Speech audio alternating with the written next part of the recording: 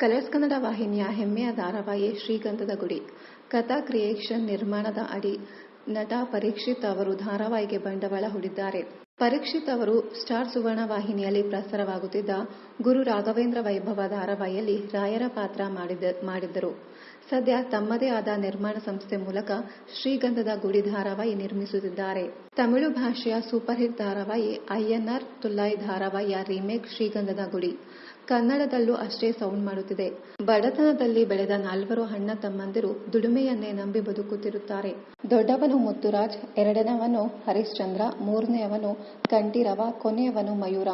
ಹೆಣ್ಣು ದಿಕ್ಕಿಲ್ಲದ ಮನೆಗೆ ಚಂದನ ಎಂಬ ಕನಸುಗಾರ್ತಿ ಸಾಧಿಸುವ ಗುರಿ ಹೊಂದಿರುವ ಛಲಗಾರ್ತಿ ಆಕಸ್ಮಿಕವಾಗಿ ಎರಡನೆಯವನು ಹರಿಶ್ಚಂದ್ರನನ್ನ ಮದುವೆಯಾಗಿ ಬರ್ತಾಳೆ.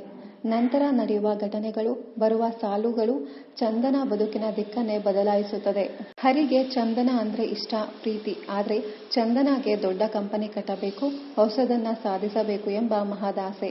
ಮದುವೆ ಕಾರಣಕ್ಕೆ ಚಂದನ ಪಾತ್ರ ಮಾಡುತ್ತಿದ್ದ ನಟಿ ಸಂಜನಾ ಬುರ್ಲೆ ಅವರು ಧಾರಾವಾಹಿಯಿಂದ ಹೊರಬಂದಿದ್ದಾರೆ. ಹಳೆ ಧಾರಾವಾಹಿಗಳ ರೀತಿಯಲ್ಲಿ ನಾಯಕಿಯ ಬದಲಾವಣೆ ಘೋಷಣೆ ಮಾಡಲಾಗಿದೆ.